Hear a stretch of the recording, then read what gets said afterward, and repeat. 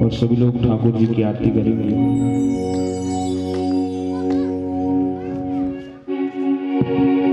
श्री भागवत भगवान की है आरती, ओ पापियों को पाप से है तारते, भागवत भगवान की है आरती, पापियों को पाप से है तारती। भागवत भगवान की है आरती, पापियों को पाप से है तारते, भागवत भगवान की है आरती, पापियों को पाप से है तारती। सारी सेवा करते हुए हरि बोल।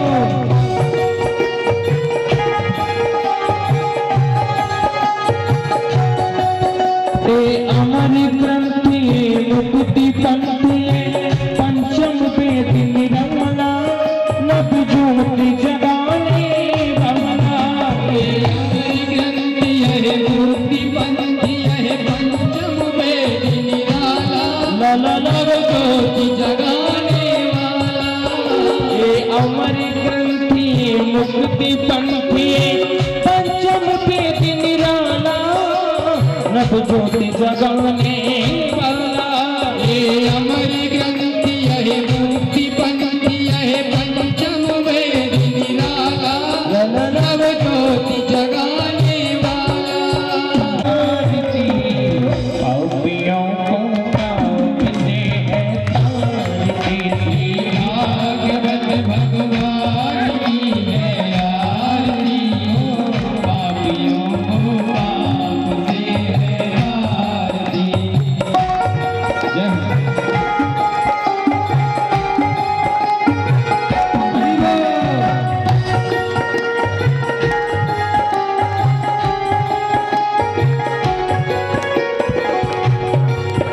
ये शांति कीर्ति पावन पुनीत, पापों को मिटाने वाला, हरि दर्श कराने वाला, ये शांति गीत पावन पुनीत, पापों को मिटाने वाला, हरि दर्श कराने वाला। ये सुख करने दुख हरने, ये सुख करनी ये दुख हरनी, ये सुख करने दुख हरने, ये सुख करनी ये दुख हरनी। श्री मधुसूदन की आरती, पापियों को पाप से है तारती, भागवत भगवान की है आरती, पापियों को पाप से है तारती। जय हो।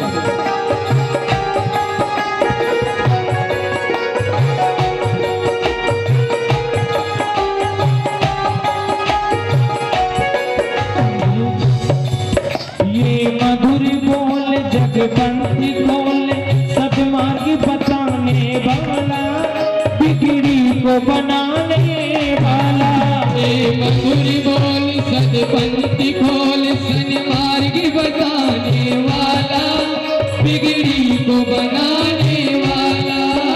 श्री राम यही घनश्याम यही, राम यही घनश्याम यही, प्रभु के महिमा की आरती, पापियों को पाप से है तारती, भागवत भगवान की है आरती, पापियों को पाप से है तारती। गौरी गौरम कर्णम तारम संसार सारम भुजगेन्द्रनारम, विद्यारविन्दे भवं भवानी शरणं नमामि।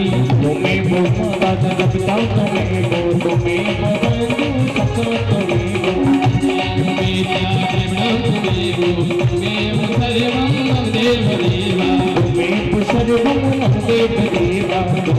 सर्वं मम देव देवा, हम कथा सुनाते राम सकल गुण धाम की, हम कथा सुनाते राम सकल गुण धाम की, हम कथा सुनाते राम सकल गुण धाम की, हम कथा सुनाते राम सकल गुण धाम की। रामायण है पुण्य कथा श्री राम की, रामायण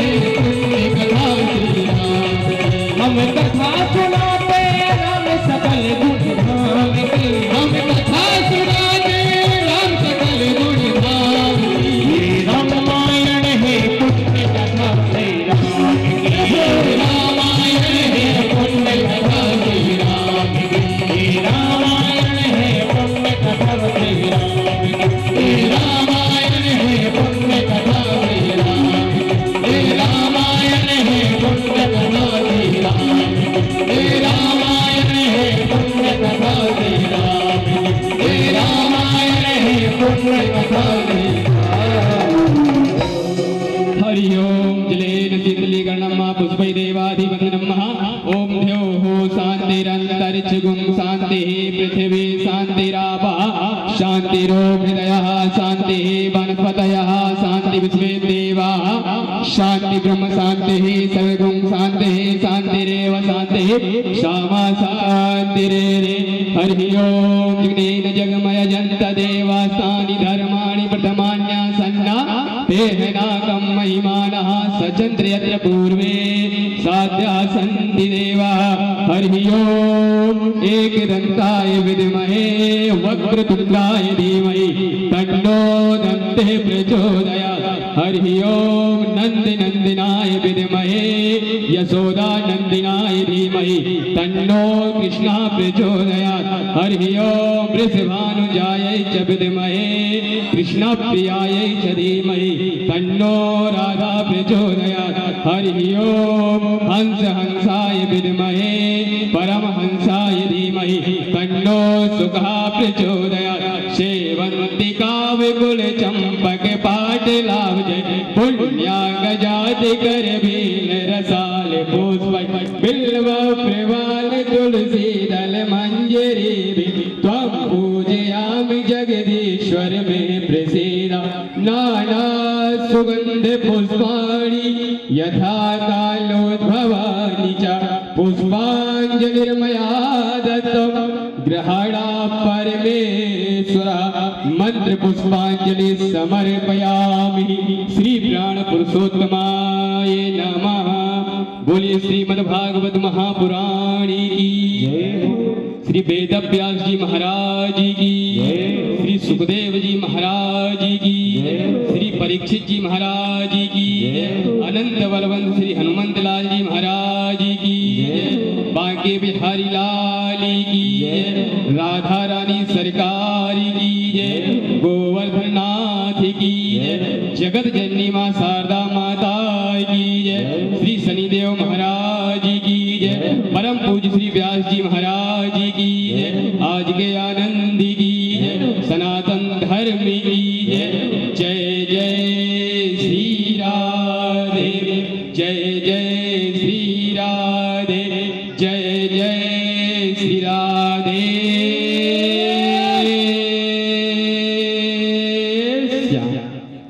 कृपया सभी अपने अपने स्थान पर बैठ जाएं। व्यास जी के श्रीमुख से कथा का रसपान करें। जय श्री राधे जय श्री श्याम।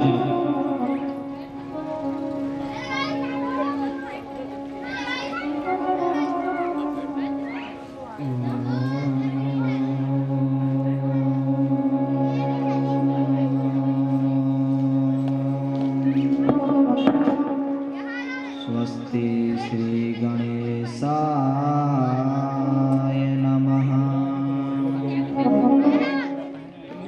श्री सरस्वत्यै नमः। श्री राधा कृष्णाभ्यां नमः। श्री परमहंसाय नमः। श्री सद्गुरु चरण कमलेभ्यो नमः। गणेश ब्रह्मेश सुरेश शेषा सुराष्ट्र सर्वे मनवो मुनीन्द्रा सरस्वती श्री गिरिजादिकाश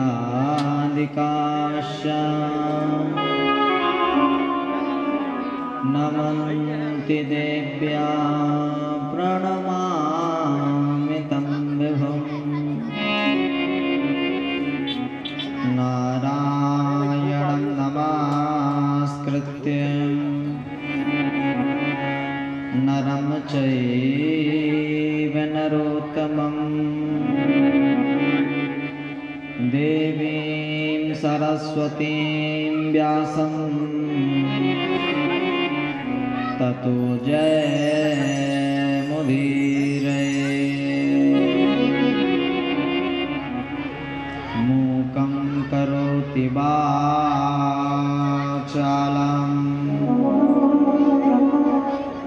पंगुं लंघयते गिरिं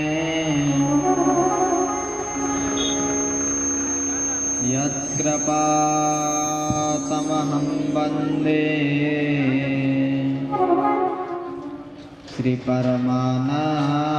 श्रीपरमानन्दमाधवम् वृंदावन सोवन नहीं नंदग्राम सोगाम बंसी वट सोवट नहीं श्री कृष्ण नाम सोनाम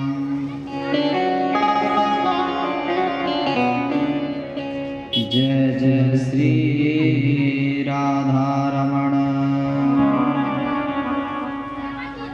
जय जय नवल किशोर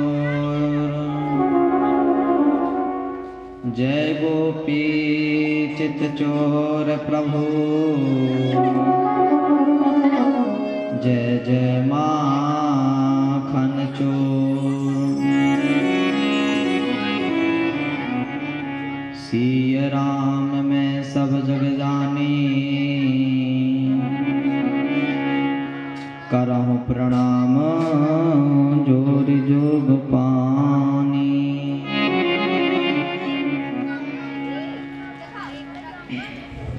आधरम माधुरम वादनम माधुरम नायनम माधुरम हासितं माधुरम बदनों में मधुरम नयनों में मधुरम हसितों में मधुरम हृदया मधुरम राम नाम मधुरम मधुराधिपते राखे नाम मधुरम हृदयों में मधुरम गगनों में मधुरम मधुराधिपते राखे नाम मधुरम वचना मधुरम चरिता मधुरम वचनों में मधुरम चरितों में मधुरम वसना मधुरम वालिता मधुरम वचनों में मधुरम बलितों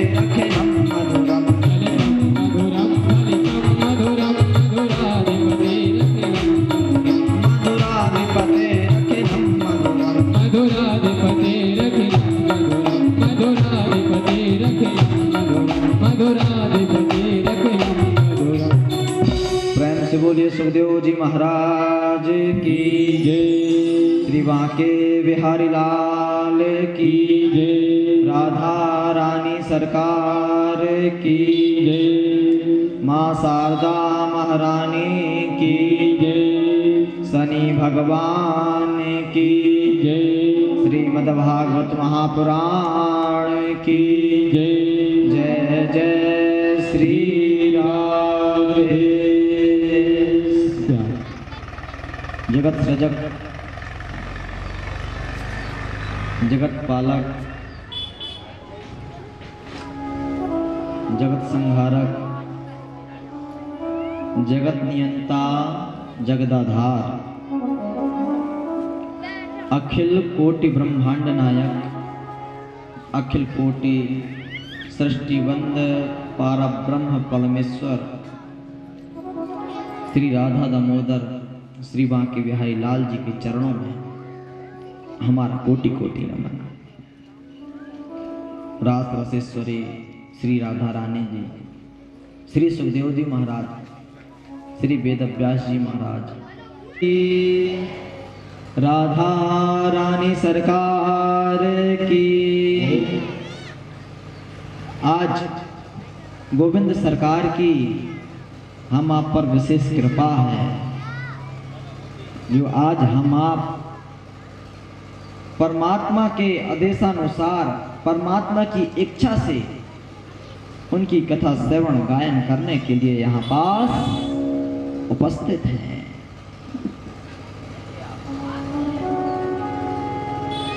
जीव जब जन्म लेता है मनुष्य तन में, तो जीव का कार्य क्या रहता है कि इस मनुष्य तन का साधन बनाकर उस परमात्मा को पाना चाहिए। और हमने यह तन प्राप्त किया, और अगर हम उस परमात्मा की शरणागति नहीं ले पाए उस परमात्मा को पा नहीं पाए तो ये जीवन हमारा व्यर्थ में चला गया। आपको पता है 84 लाख योनियां होती हैं। जब 84 लाख योनियों में जीव भटकता रहता है, भटकता रहता है, भटकता रहता है, तब कहीं आकर उसे ये मनुष्य तन प्राप्त होता है।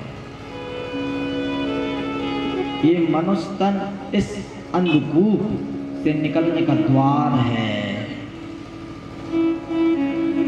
अगर हम इस अंधकूप में हैं और मनुष्य तन हमें मिला तो तात्पर्य यह है कि हमें यह अंधकूप से निकलने का द्वार मिल गया है।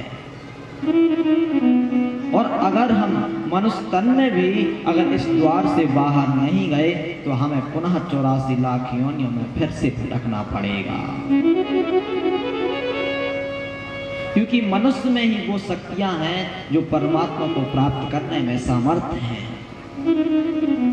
मनुष्य तन ही वह चीज है जो परमात्मा का कीर्तन कर सके, परमात्मा का भजन कर सके, परमात्मा की कथा का पान कर सके। ये मनुष्य में ही है। और योनियों में ये सामर्थ्य नहीं है और ना ही और योनियों में आकर परम प्राप्ति प्राप्त होती है। ये तो तभी होता है जब मनुष्य तन मिले और हम कथामृत का पान करें, सत्संग में बैठें, कीर्तन में बैठें, तब ये जो हमारा जीवन है, यह हमारा जीवन सफल हो जाता है। और अगर हमें इस जीवन को सफल करना है, परमात्मा की शरणागति चाहिए है, तो सत्संग में तो बैठना पड़ेगा ही। सत्संग एक वह है जो परमात्मा से सीधे मिलाने का काम करता है। सत्संग में जब हम बैठते हैं तो परमात्मा की कथामृत जब इन कर्णों के माध्यम से हमारे हृदय में जाती है तो हमारा हृदय द्रवित होता है, फिर भक्ति जागृत होती है। हमने आपको बतलाया था कि भक्ति कहां से प्रकट होती है। उत्पन्ना द्रविदेशाहम वृद्धिं कर्नाटके गता। जब हमारा हृदय द्रवित होता है, जब ये भावना आए जैसे कीर्तन हो रहा है, आप तालियां नहीं बजा रहे हैं और ऐसी लय आए, ऐसी ताल आए कि आप अपने आप तालियां बजाना शुरू कर दें, तो मान लीजिए कि यहाँ आपका हृदय द्रवित होना प्रारंभ हो गया है। लेकिन कब? जब खुद पा खुद ये हाथ अपने आप ताली बजाने लगे।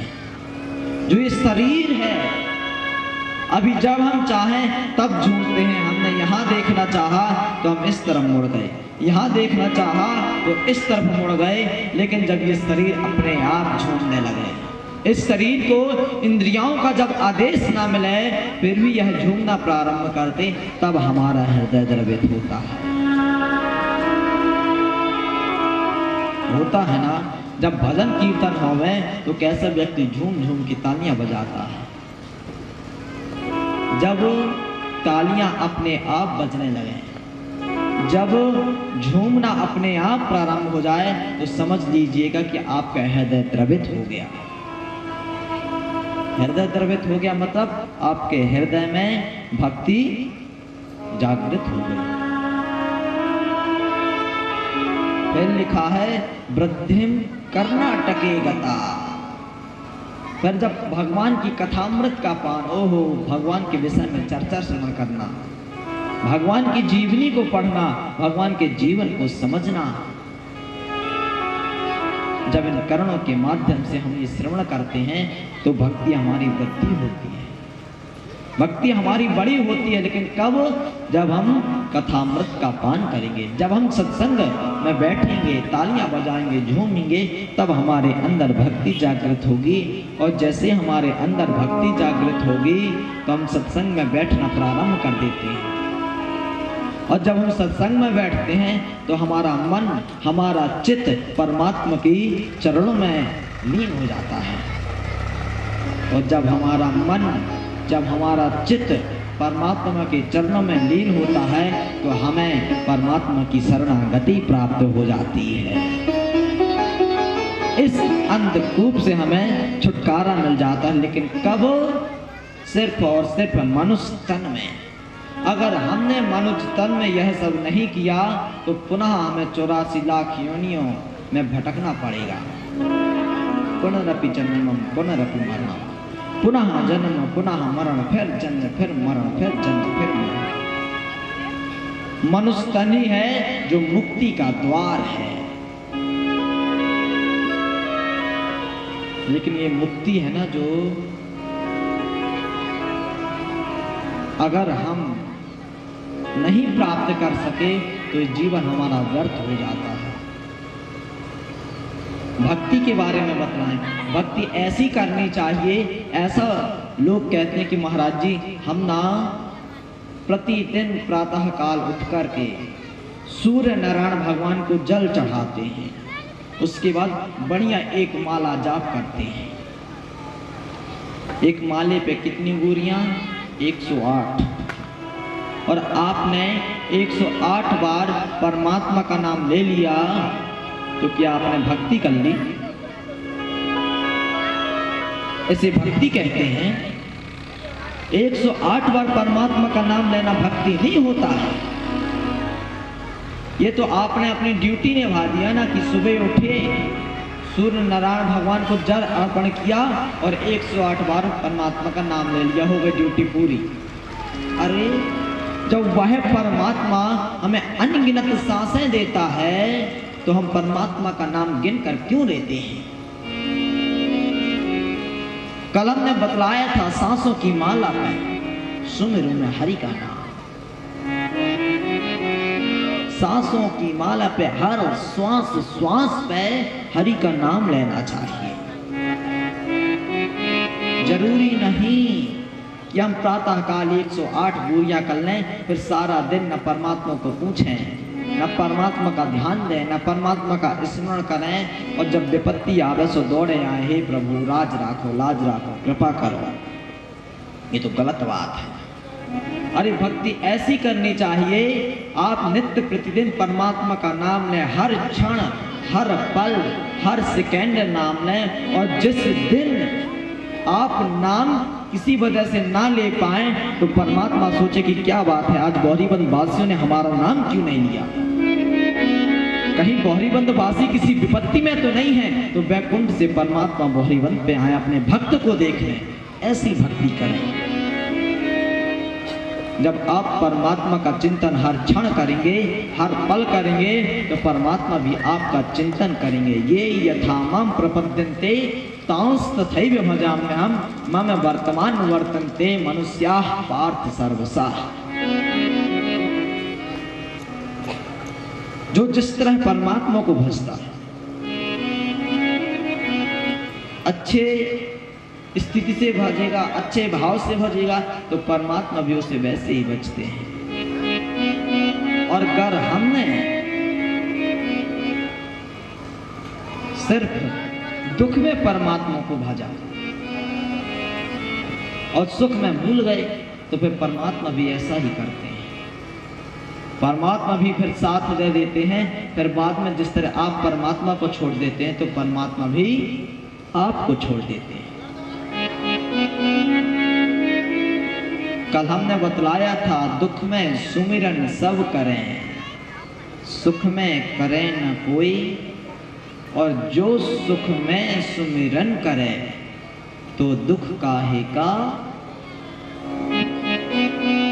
इसलिए परमात्मा का सुमिरन करना चाहिए। जिस दिन आप परमात्मा का नाम न ले पाए, उस दिन वैकुंठ में बैठे परमात्मा को ये एहसास होना चाहिए कि क्या बात है, आज उस भक्त ने मेरा नाम क्यों नहीं लिया।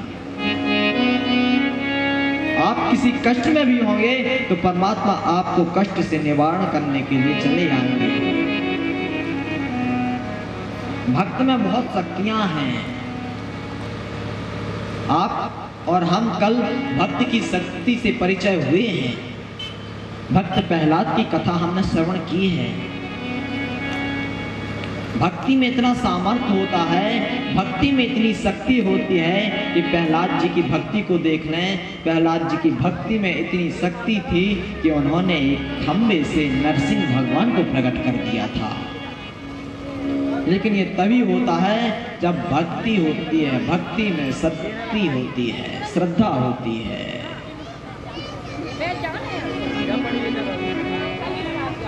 अब तो महाराज हमने कल श्रवण किया भी था कि किस तरह नरसिंह भगवान प्रकट हुए थे और किस तरह से प्रहलाद जी की नरसिंह भगवान ने रक्षा की।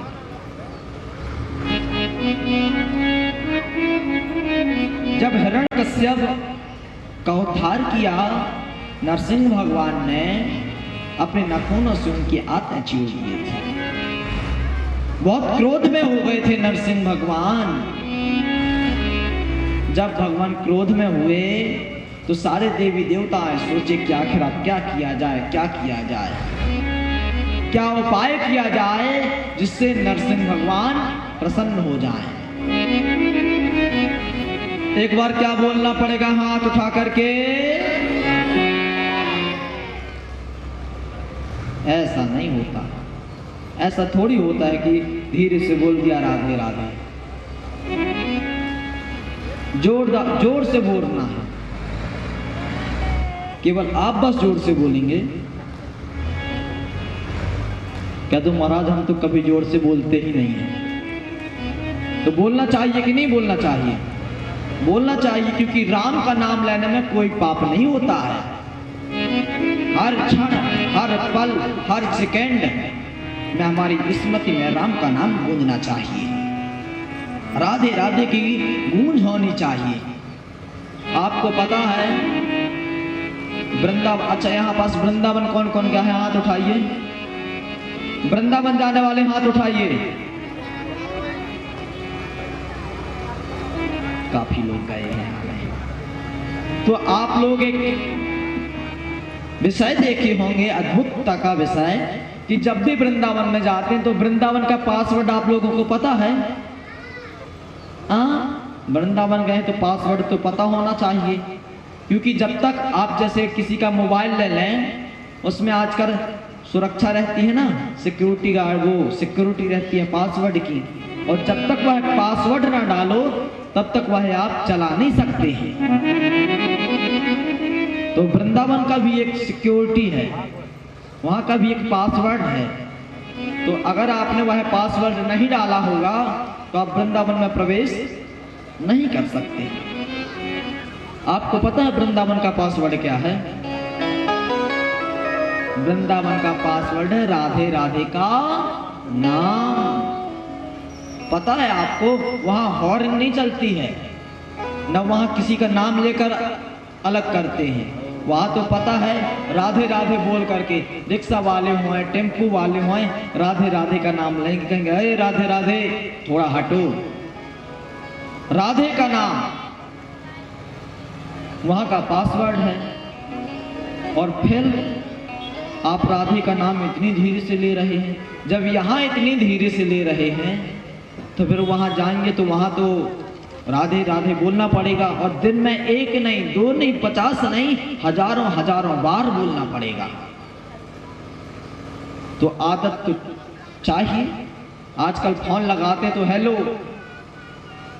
हाय, हेलो, माय डियर, है ना? तो ये सब छोड़ना है, ये सब नहीं बोलना है। फोन उठाते ही क्या बोलना है? राधे राधे, राधे श्याम, जय श्री कृष्णा। ये आदत डालें। जब आप यहाँ आदत डालेंगे तो आप वृंदावन में फिर हजार नहीं लाखों बार राधे राधे बोल सकते हैं। कह दो महाराज हमसे तो यही नहीं बोला जा रहा, वृंदावन की तो दूर की बात है। क्या बोलना पड़ेगा? हाथ उठा करके हाँ, ऐसे ही बोलना है, हर 5 मिनट में बोलना है, तभी तो आदत डलेगी। फोन 1 घंटे में कितनी बार आता है? कम से कम नहीं तो 1 घंटे में व्यक्ति के पास लगभग 5 से 7 कॉल तो आती ही होंगी 1 घंटे पे। है ना। कभी कभी कंपनी भी कर देती है, आजकल कंपनी तो मिस कॉल मारने लगी है, मिस कॉल मारेगी। जब आप रिटर्न करेंगे तो कहेंगे कि ये डेटा डलाने के लिए 149 रुपये, है ना। मिस कॉल मार के, पहले तो आता था आगे 14 लिखा रहता था तो समझ जाते थे कि ओहो ये तो कंपनी का है, अब मिस कॉल मारना शुरू हो गया है। तो कितने फ़ोन आते हैं कि क्या बताएं, और दिन की तो फिर बात ही छोड़ें। दिन में तो महाराज 20-25 के ऊपर हो जाते हैं, कभी व्यस्तता होती है तो फ़ोन आता है तो हाय हेलो आप बोलते हैं। हाय हेलो छोड़ करके अगर राधे राधे बोलेंगे तो एक कॉल में 2 बार राधे राधे, जब उठाते हैं तो राधे राधे, और जब कट करें तो भी राधे राधे। तो एक कॉल पे कितने राधे हो गए?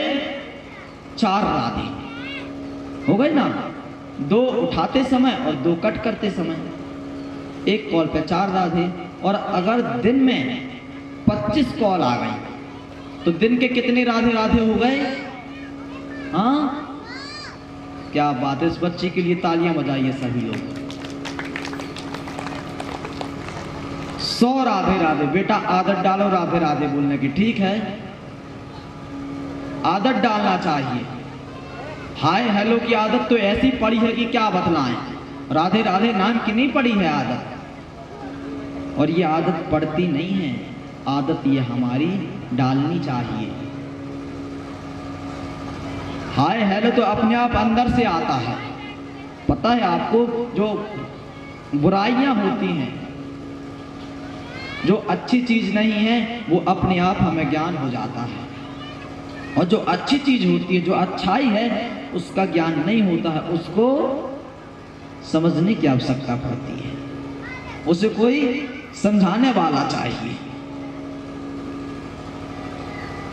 इसलिए हमने कहा कि राधे राधे की आदत डालनी चाहिए। और जब ऐसी आदत डालेगी तो हर पल हम राधे राधे राधे राधे बोलना प्रारंभ कर देंगे।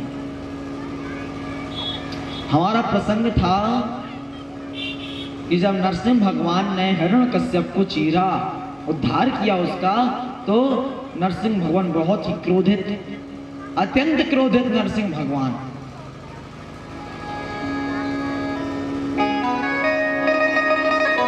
अब आप एक बात बताइए, नरसिंह भगवान विष्णु भगवान थे, और विष्णु भगवान की पत्नी कौन? लक्ष्मी मैया। और नरसिंह भगवान बहुत ही क्रोधित। तो जब गुस्सा आती है बाबूजी लोगों को, भैया जी लोगों को, तो इनकी गुस्सा शांत कैसे होती है, थोड़ा आप बता सकते हैं? किसी को पता है कि बाबूजी की गुस्सा, भैयाओं की गुस्सा कैसे शांत होती है? नहीं पता, हमें जानकारी नहीं थी।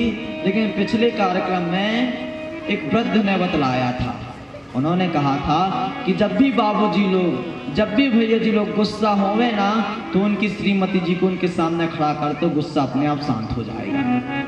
सही बात है ये। अब हमें तो जानकारी नहीं, वो तो मैया ही लोग जाने। आज सारे देवी देवता सोचे कि प्रभु तो गुस्सा में, तो क्यों ना अब श्रीमती जी को लाया जाए। लक्ष्मी मैया के पास पहुंचते कहते हैं, देवी प्रभु बहुत ही क्रोधित हैं, चलिए उन्हें मनाइए। लक्ष्मी जी कहती हैं, ओहो वो तो कभी गुस्सा होते ही नहीं।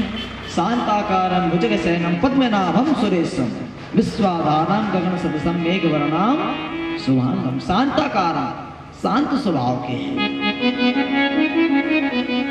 वे, इतने शांत हैं, और आप कहते हैं कि वे क्रोध में हैं। और लक्ष्मी जी कहती हैं, जरा हम भी तो देखें कि उन्हें क्रोध कैसा आता है।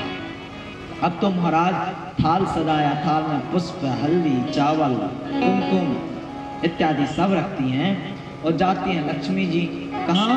नरसिंह भगवान को मनाने के लिए।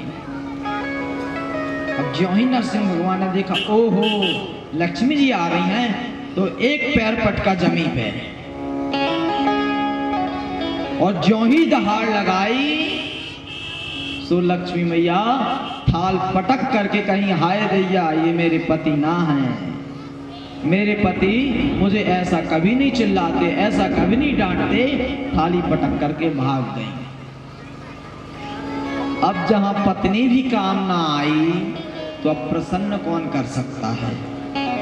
तो फिर सभी कहते हैं कि प्रभु अवतार किसके कारण लिए? भक्त प्रहलाद के कारण। तो कहा जब प्रहलाद ही इन्हें शांत कर सकते हैं, अब प्रहलाद जी जाते हैं, चरण पकड़ लेते हैं नरसिंह भगवान के। और जो ही चरण पकड़े, नरसिंह भगवान ने प्रहलाद जी को अपनी गोद पे रखा। गोद में रखने के बाद अपनी जिह्वा से जिस तरह गाय अपने बछड़े को चाटती है, प्रेम करती है, इस तरह आज नरसिंह भगवान प्रहलाद जी को प्यार करने लगे। कहते हैं बेटा मेरे कारण तुझे बहुत तकलीफ हुई है, मैंने बहुत देर कर दी आने में। तब कहते हैं प्रहलाद जी कि प्रभु देर ही सही, आप आए तो सही। भगवान ने कहा कि बेटा तुम कुछ मांग लो। प्रहलाद जी ने कहा प्रभु मुझे कुछ भी नहीं चाहिए। कहा बेटा कुछ तो मांगना पड़ेगा। तो प्रहलाद जी सोचते हैं, फिर विचार करके कहते हैं कि प्रभु आप एक बात बताइए, माता लक्ष्मी कौन है? नरसिंह भगवान ने कहा मेरी पत्नी है। तो कहा उन्होंने कि कभी आपने लक्ष्मी मैया को इस तरह से प्यार किया? कहा नहीं। कहा ब्रह्मा जी कौन है? कहा मेरे पुत्र हैं। फिर उन्होंने कहा कभी आपने ब्रह्मा जी को इस तरह प्यार किया? कहा नहीं। फिर कहते हैं प्रहलाद जी जब आपने किसी को इस तरह प्यार नहीं किया और आपने इस तरह मुझे प्यार दे दिया, अपना स्नेह दे दिया, अब मुझे और कुछ भी नहीं चाहिए।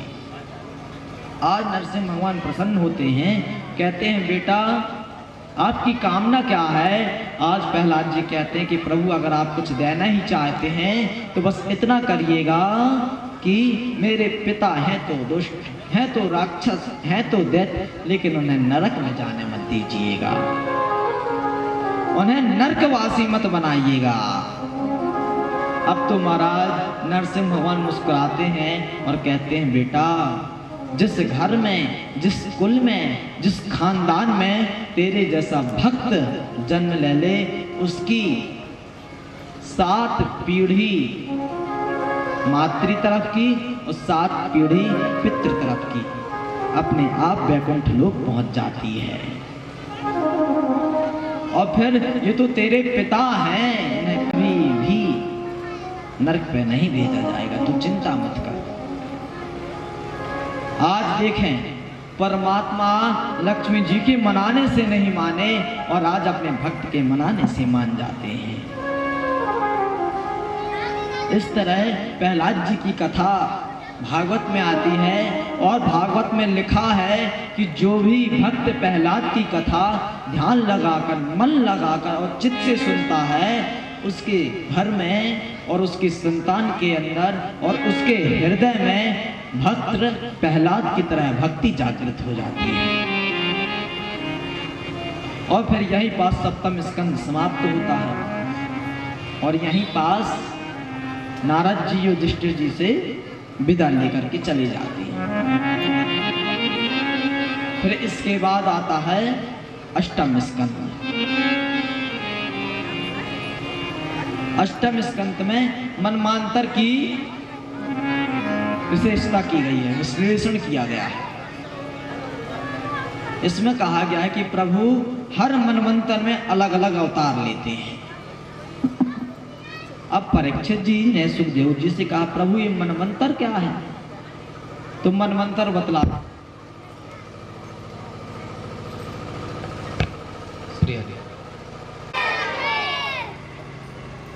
अब तो महाराज मनवंतर के विषय में बतलाया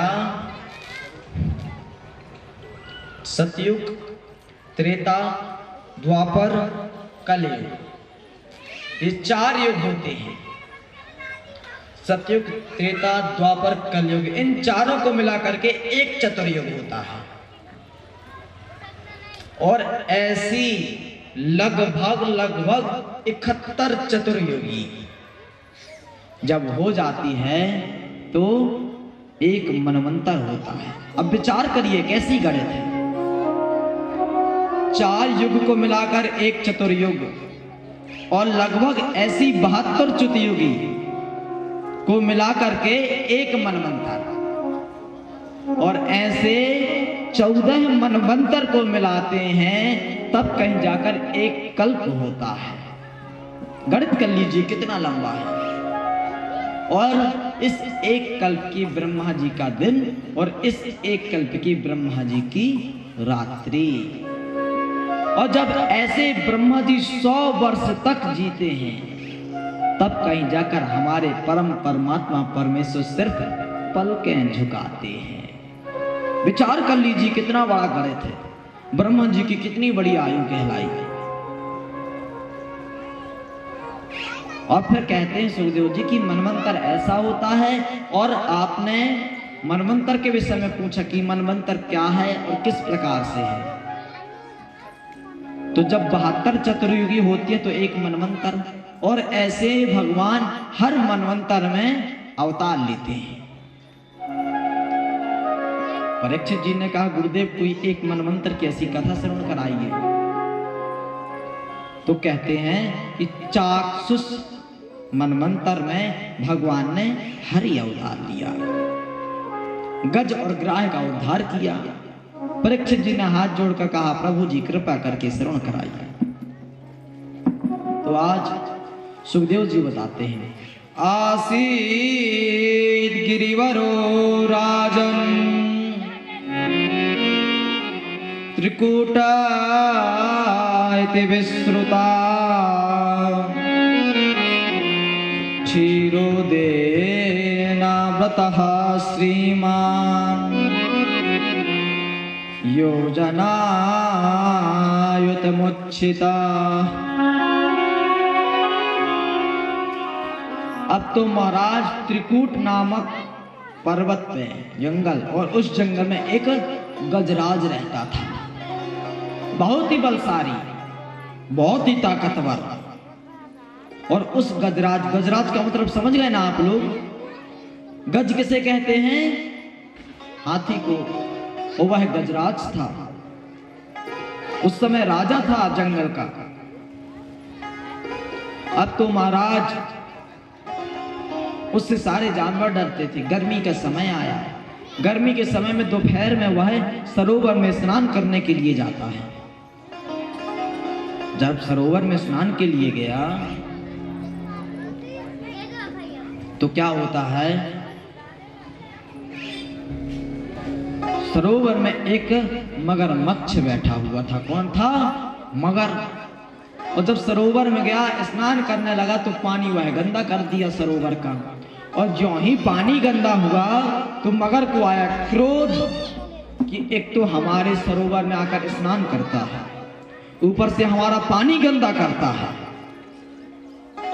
तो मगर ने जाकर क्या किया, उस गज का पैर पकड़ लिया। मगर को ग्राह भी कहते हैं, ग्राह अर्थात मगर।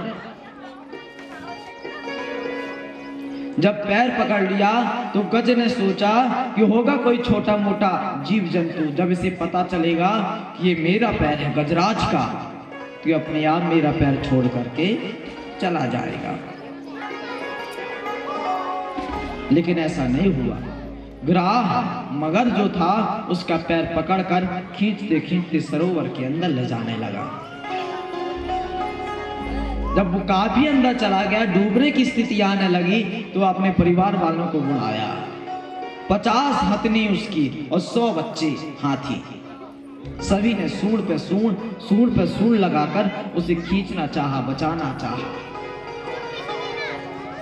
लेकिन कोई भी बचा नहीं पाया। बच्चे थे तो बच्चे सूंड अलग अलग कर करके सारे के सारे चले गए। और जो पत्नी थी, पत्नी अर्धांगिनी होती है, पत्नी ने सोचा नहीं हम तो मेहनत करेंगे। काफी समय तक पत्नी ने भी प्रयास किया, सूंड पे सूंड लगाकर खींचा। अंत में कहा कि प्रभु माफ करें, आपको बचाने के चक्कर में हम ही डूबे जा रहे हैं। और आज पत्नियां भी हाथ छोड़ कर सब चली गई। अब गजराज को एहसास हुआ, सत्यता पता चली, सत्य का एहसास हुआ। सत्यम परम धीमहि। कहते ये कुछ सत्य नहीं है। मैंने सारा जीवन अपने परिवार के लिए, अपनी पत्नी के लिए, अपने बच्चों के लिए निकाल दिया, लेकिन इन्होंने आज मुझे बचाने से भी इनकार कर दिया। मैंने बहुत बड़ी गलती करती, सारा जीवन निकाल दिया, मेरी बच्चे, मेरे बीवी, मेरी पत्नी, मेरी संतान, और आज वो कहीं की नहीं रही। आज मुझे सब अकेला छोड़ छोड़ कर चले गए हैं। आज मेरे साथ कोई नहीं खड़ा। अब मेरी केवल एक ही आसरा है। अब तो महाराज वो कहते हैं ना, हारे का सहारा खाटू श्याम हमारा। हारे का सहारा श्याम ही होते हैं, हारे का सहारा गोविंद ही होता है। जब आज उसे किसी का साथ नहीं मिला तो वह समझ गया कि अब मेरा कोई नहीं है, अब तो केवल वही परमात्मा है जो मुझे बचा सकता है। गजराज डूबा जा रहा है, सिर्फ सूंड बची। वहीं पास कमल का पुष्प था, सूंड से कमल के पुष्प को पकड़ा और आज परमात्मा को बुलाता है। स्तुति वह गजराज करता है, ओम नमो भगवते तस्मै यदेता चितात्मकं पुरुषाय बीजाय परेशाय विधीमहि।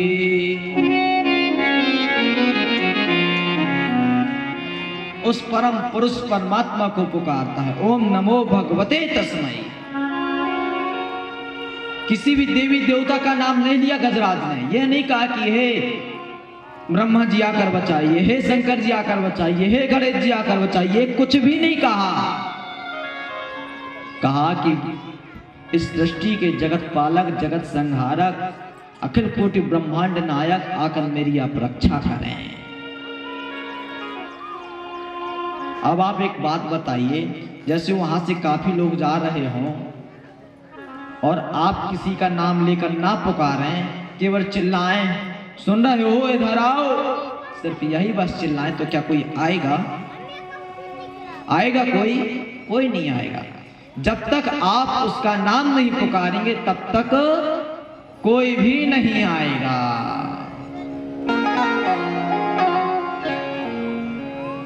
कब आते हैं? जब हम नाम लेकर पुकारेंगे। जब कोई भी गजराज की रक्षा के लिए नहीं गया तो आज परमात्मा स्वयं गरुड़ में विराजमान हुए और आकर के उसी सरोवर के किनारे गजराज की सूंड को पकड़ा और जो ही खींचा तो गजराज के साथ साथ वो ग्राह, वह मगर भी बाहर आ गया। तो यहाँ पर सबसे पहले भगवान ने मगर का उद्धार किया और फिर बाद में गजराज का उद्धार किया। अब कहते हैं परीक्षित जी, गुरुदेव स्तुति किसने की? गजराज ने की। और पहले उद्धार किसका हुआ? मगर का हुआ, ग्राह का हुआ। गुरुदेव ऐसा क्यों? भक्ति किसी और ने की, स्तुति किसी और ने की, बुलाया किसी और ने, आए किसी और के लिए और उद्धार किसी और का कर दिया। ऐसा क्यों आखिर? तब कहते हैं सुखदेव जी कि पता है प्रभु क्या कहते हैं? प्रभु का कहना है कि जो मेरी भक्ति करता है, जो मेरी स्तुति करता है, जो मेरा चिंतन करता है, तो उसका उद्धार तो होता ही है। मेरे भक्त का उद्धार तो होता ही है, परंतु जो मेरे भक्त की सेवा करता है, जो मेरे भक्त के चरण पकड़ता है, उसका उद्धार पहले मैं करता हूं। कहते हैं ना कि दासानुदास बनना चाहिए, दासों के भी दास। परमात्मा के जो दास हैं उसके ही दास बन जाइए, बड़ी सौभाग्य की बात है। और परमात्मा के दास कौन होते हैं? संत। संत भगवान परमात्मा के दास होते हैं और हमें क्या बनना चाहिए? दासानुदास बनना चाहिए। परमात्मा के दास संत और संत के दास हम।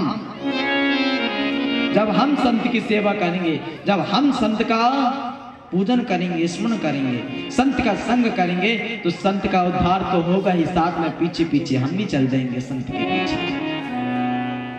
इसलिए दासानुदास बनना चाहिए। परमात्मा कहते हैं कि गजराज का, हाथी का उद्धार तो मैं करता ही, लेकिन ये जो मगर था, ये जो ग्राह था, इसने मेरे भक्त के पैर पकड़ा था, इसलिए मैं इसका उद्धार पहले कर दिया। अब तो महाराज जब इस तरह से हुआ तो सुखदेव जी कहते हैं कि आपको मैं गजराज और ग्राह का पूर्व जन्म सुनाता हूं। ये जो ग्राह है, मगर, अच्छा मगर भी बहुत अद्भुत चीज है, जानने के लिए अग्रणी होता है। जब जब जीवात्मा परमात्मा को पाने के लिए आगे बढ़ेगा तो यह मगर रूपी ग्राह हमारे पैर पकड़ता ही है। पकड़ता है कि नहीं पकड़ता है? अभी हम इसे सिद्ध करके बतलाते हैं कि पकड़ता है। मगर किसे कहते हैं? ग्राह को। ग्राह अर्थात मगरमच्छ। अब मगर कैसे पैर पकड़ता है हम सिद्ध करते हैं। जैसे आप लोग घर में हैं, ठीक है मैया, अब आपकी पड़ोसन, आपकी सहेली आ रही है कथा श्रवण करने के लिए। कहाँ आ रही है? कथा श्रवण करने के लिए। अपने घर से निकली और जब आपके द्वार से गुजर रही हैं तो आपसे कहा, ए सखी चलो ना वहां पास कथा हो रही है, बढ़िया आनंद से कथामृत का पान करेंगे, बड़ा आनंद आता है। तो आप क्या कहती हैं? अरे चल तो देते, हमारा भी बहुत मन करता है कथा श्रवण करने का, कथा पंडाल में जाने का, मगर अभी घर पे काम है। मगर आया कि नहीं आया? मगर अभी वो घर आए नहीं हैं। मगर अभी बर्तन बकाया है धोने के लिए। मगर अभी छत पर गेहूं बगड़े हुए हैं। होता है कि नहीं होता? ये मगर यहां भी आकर आपका पैर पकड़ लिया। तो जब भी अगर कोई आपसे कहे कि चलो कथा श्रवण करने, तो मगर नहीं बोलना है, सीधे कहना है ठीक है चलो चलते हैं। बढ़िया तैयार हुई और चल दिए। अब तो मगर नहीं बोलेंगे ना, क्योंकि मगर तो पैर पकड़ेगा। ये तो विधि है, नियम है। जीवात्मा परमात्मा के प्रति अग्रणी होगी तो मगर पैर पकड़ेगा। जिस तरह गजराज का मगर ने पैर पकड़ा था, इसी तरह हमारा भी मगर पैर पकड़ता है। अच्छा, गजराज ने जीवन भर जब तब ध्यान धारणा की नहीं। गजराज कौन था? हाथी था। उसने सारा जीवन अपने घर के लिए, अपने परिवार के लिए निकाल दिया और अंत तो गत्वा, अंत समय में परमात्मा का ध्यान किया, परमात्मा की स्तुति की। तो क्या ये सही बात है? क्या बुढ़ापे में ही भगवान की कथा श्रवण करनी चाहिए? क्या बुढ़ापे में ही कीर्तन भजन इत्यादि करना चाहिए? हाँ, हम कहते हैं कि कीर्तन भजन और भागवत सत्संग ये सब बुढ़ापे की होती हैं। कौन कौन हमारी बातों से सहमत है? हाथ उठाइए। ओहो, ऐसी बात है क्या? भजन सच में बुढ़ापे का है क्या? हम युवावस्था वाले भजन नहीं कर सकते हैं? ये जो संगीत कलाकार बैठे हैं ये तो सब युवावस्था में हैं, और आप लोग कह रहे हैं कि बुढ़ापे का काम ही ये सब। बुढ़ापे में ही भजन करना चाहिए, कीर्तन बुढ़ापे में करना चाहिए। सही बात है, कलयुगी मनुष्य है, कलयुग युग ऐसा चल रहा है। कलयुग की उम्र पता है कितनी है? कलयुग की उम्र है 4,32,000।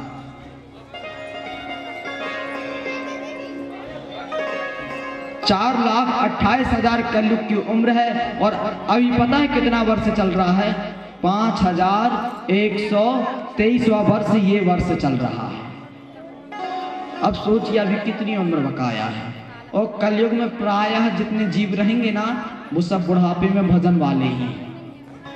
युवावस्था में भजन वाले नहीं हैं। युवावस्था में तो ओहो संसारिक सुख को भोगते हैं। आहा क्या आनंद है, क्या बंगले पे रह रहे हैं, क्या एसियों में सो रहे हैं, कार मिल गई, कार खाली कार में नहीं, कार में भी एसी चाहिए हमें, ठंडक ठंडक होनी चाहिए, हो तभी तो आनंद है। युवावस्था में तो केवल संसारिक सुख मांगते हैं हम। और फिर जब बुढ़ापा आता है। अच्छा, आपको एक बात बतलाते हैं, एक जीव, एक मनुष्य, आहा क्या बात है, आज नर्मदा किनारे से संत भगवान का आगमन हुआ है। बोलिए संत भगवान की। आज संत भगवान का आगमन हुआ है। आज हम सबके भाग उदय हो गए। आइए हम सभी लोग संत भगवान के आगमन का लाभ आनंद करें।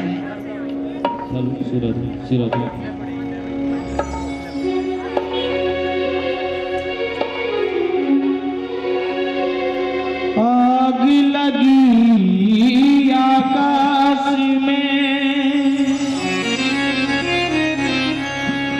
तो झड़ झड़ गिरे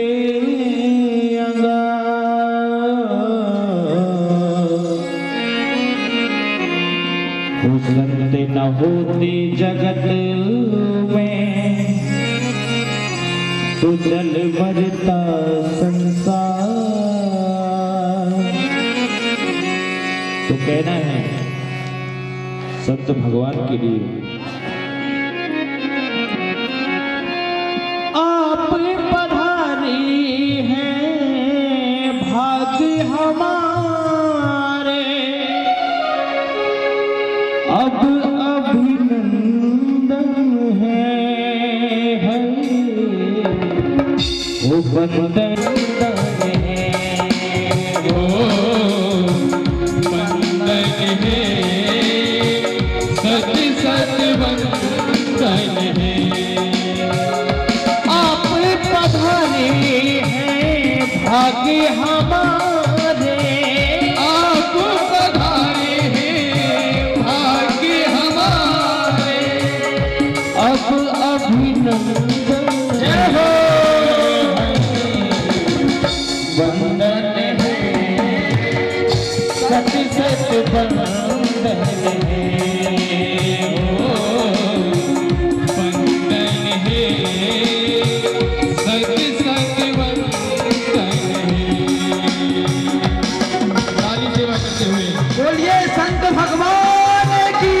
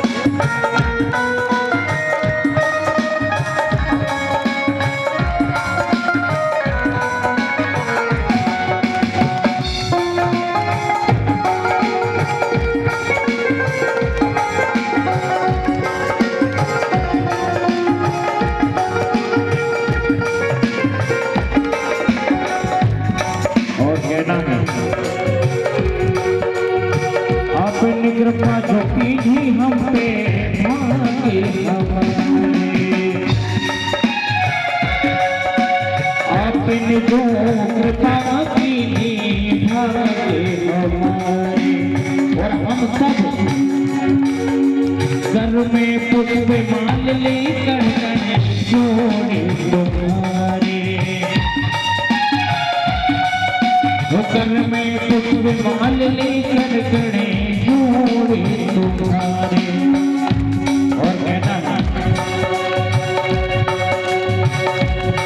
प्रभु हम हैं अज्ञानी, आप तो हैं सब जानी। प्रभु हम हैं अज्ञानी, आप तो हैं सब जानी। हम तो हैं कंकड़ पत्थर इन राहों पे, हम तो हैं कंकड़ पत्थर इन राहों पे। आप तो कुंदन है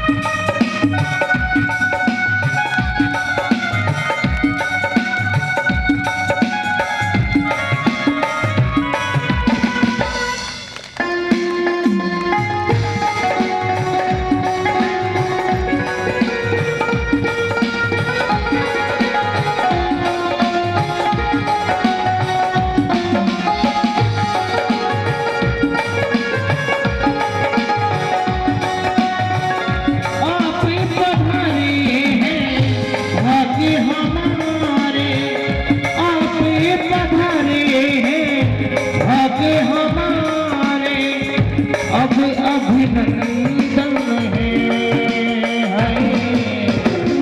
वंदन है हो सत्य सत्य वंदन है,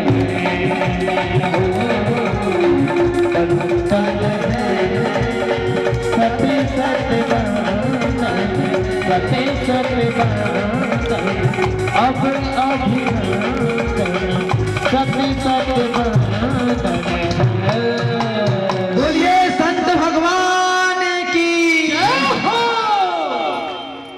बड़े संत का संग करिए। अगर आपका संग संत के साथ हो गया तो मान लीजिए आपका उद्धार निश्चित है। आग लगी आकाश में झरझर गिरत अंगार, जो न होते संत जगत में तो जल जाता संसार। आज संत की कृपा से, महापुरुषों की कृपा से, सिद्धात्मा की कृपा से आज हम सभी लोग जीव इस संसार में सुख भोग रहे हैं। क्योंकि जो गृहस्थ लोग हैं, गृहस्थ में उतना समय नहीं मिल पाता है। जब तब ध्यान धारणा, ये जो साधना है ये सिर्फ और सिर्फ संत भगवान के अंदर रहती है। और आज हम सभी को कृतार्थ करने के लिए नर्मदा किनारे से संत भगवान का यहाँ पास आगमन हुआ है। आज उनके आगमन से हमारे जो कलमश थे, हमारे जो पाप थे, वे सब नष्ट हो गए हैं। आज व्यास मंच से संत भगवान के चरणों में कोटसह नमन करता हूँ। एक बार क्या बोलना पड़ेगा?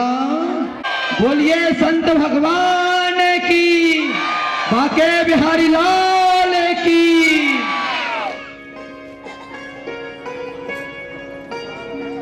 सोने में सुहागा हो जाना ये सभी लोग जानते हैं ना। सोने में सुहागा हो जाना, एक तो हम दूध पी रहे हैं और अगर दूध में केसर डाल के पी लेना तो पौष्टिक दूध तो फायदा करेगा ही, ऊपर से केसर तो डबल फायदा हो जाता है। ऐसे ही आज यहाँ देखें, यहाँ सत्संग तो चल ही रहा है, परंतु इस सत्संग का लाभ तो हम ले ही रहे हैं, आनंद तो हम उठा ही रहे हैं, लेकिन इस साप्ताहिक ज्ञान यज्ञ जो यह चल रहा है, इसमें संत भगवान के आने से यह हमें डबल प्राप्ति होगी लाभ की। इसी को कहते हैं सोने में सुहागा। लाभ तो मिल ही रहा है, लेकिन संत भगवान के आ जाने से अब वह लाभ हमें और बड़े रूप में मिलेगा। लेकिन बात यह है कि उस लाभ को हम लें कैसे, प्राप्त कैसे कर सकते हैं। ये हर व्यक्ति अलग अलग अपनी अपनी स्थिति में करते हैं। किसी को ज्यादा लाभ होता है, किसी को कम लाभ होता है ना। अब वो आप विचार करें, बारिश होती है ना, बारिश हुई, अब बारिश होने के बाद जिनके घर में पानी की व्यवस्था नहीं है तो एक व्यक्ति आकर के बाल्टी नीचे रख दिया तो उसकी बाल्टी भर गई। अब दूसरा व्यक्ति आकर के ड्रम रख दिया तो उसका ड्रम भर गया। अब बाल्टी वाला व्यक्ति कहे कि ओहो हमारे साथ नाइंसाफी, उसके साथ एक ड्रम पानी और हम पे एक बाल्टी। तो यहाँ पास गलती किसकी? जिसने बाल्टी रखा, खुद की गलती होती है। भाई परमात्मा हो गए, संत भगवान हो गए, ये कृपा तो सब पे बराबर बराबर ही बरसाते हैं, कम तो बरसाते नहीं है कि इस पे ज्यादा इस पे कम। अब ये हमारे पात्र के ऊपर है, ये हमारा पात्र कितना बड़ा है। अगर हमारा पात्र ही छोटा है तो उसमें डालो ना, एक गिलास है क्या उसमें 1 लीटर दूध आएगा, 1 लीटर पानी आएगा? नहीं आएगा। कैसे आएगा? हमारा पात्र भी मान लीजिए बड़ा है, बहुत बड़ा पात्र है, और अगर उसमें नीचे छेद है तो पात्र किस काम का है? किसी काम का नहीं है। आपको एक बात बतलाएं, एक व्यक्ति एक लोटा समझते हैं, एक लोटा लेकर नल के पास जाता है जल पीने के लिए। अब नल के पास गया और कहा, जो ही पानी पीने के लिए अग्रणी हुआ तो वो नल से कहता है कि आप एक बात बताओ, क्या तुमसे कोई बड़ा है जलाशय जहां हम जाकर पानी पी सकें? नल ने कहा हाँ है। कहा? तो नल ने बोल दिया कि जाओ कुएं पे जाओ, कुएं हमसे बड़ा जलाशय है। तो वो नल के पास से छोड़कर कहाँ गया? कुएं के पास गया। और जो ही कुएं का पानी भरा और पीने को किया तो वह बोलता है कि आप से एक प्रश्न है, आप बताइए क्या आपसे भी बड़ा कोई जलाशय है? कुएं ने कहा हाँ है। बोला कहाँ? तो कहा नहर में जाओ, नहर हमसे बड़ा जलाशय है। अब तो महाराज नहर के पास गया और यही प्रश्न नहर से। नहर ने कहा कि हमसे भी बड़ा नदी है। नदी के पास गया, नदी से भी यही प्रश्न। नदी ने समंदर के पास भेज दिया। कहाँ भेज दिया? समंदर के पास। अब समंदर के पास गया और ज्यों ही लोटा में जल भरा तो कहा कि अब इससे भी प्रश्न कर लूं, दिखता तो बहुत बड़ा है, विशाल है, अनंत है। लेकिन समुद्र से कहता है, क्यों समुद्र भाई, तुमसे भी क्या कोई बड़ा है जहां मैं जाकर पानी पी सकूं, जल ग्रहण कर सकूं? समुद्र ने कहा नहीं, मेरे से बड़ा और कुछ नहीं है। सारी नदियां, सारे नाले, सारे नहरें हम पे ही आकर मिलती हैं और मैं सबसे बड़ा विशाल हूं, समंदर हूं। तो वो क्या कहता है, ठीक है अब मैं पानी यहाँ पास पी सकता हूँ। और जो ही पानी पीने को आगे बढ़ा तो समुद्र ने कहा कि तुम एक बात बतलाओ, ये प्रश्न तुम कहाँ से करते आ रहे हो कि तुमसे भी बड़ा, तुमसे भी बड़ा? तो उसने कहा ये स्टार्टिंग हमने कहाँ से की थी? नल से। नल पास नहीं गया था वो। तो उसने बताया कि ये तो शुरुआत हमने नल से की, नल से कुएं पे, कुएं से नहर पे, नहर से नदी पे, नदी से समंदर आप तक आए।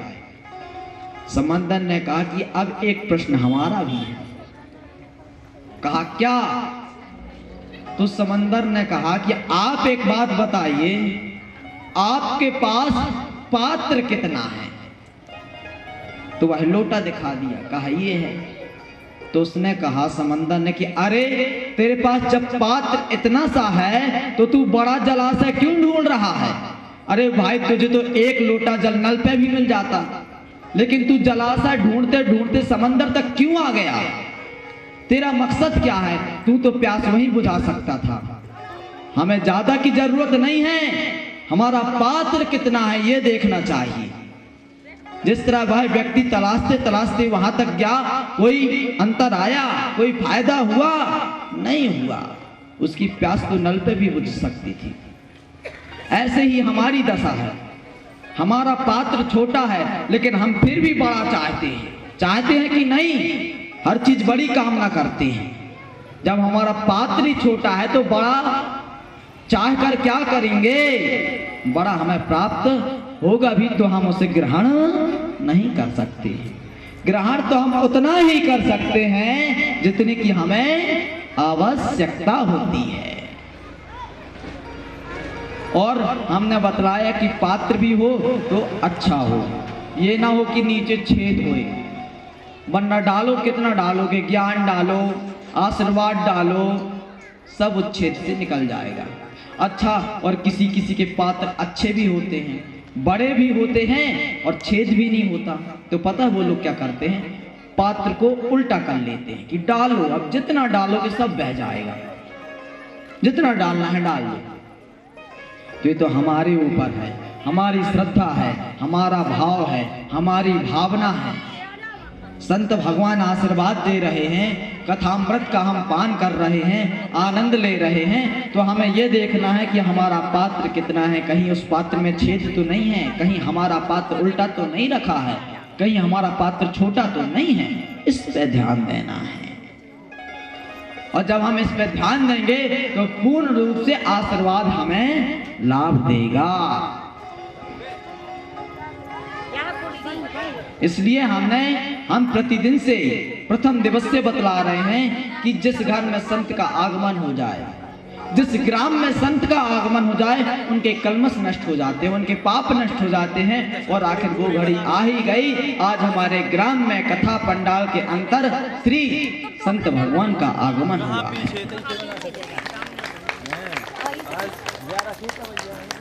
एक बार जोरदार से संत भगवान की जयकारा लगनी चाहिए, जोर से बोलिए संत भगवान की।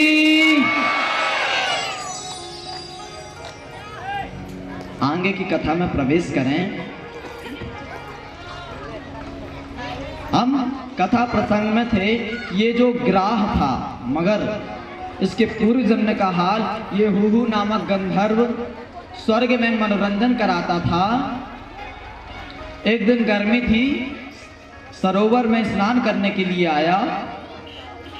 सरोवर में महर्षि देवल ऋषि स्नान कर रहे थे।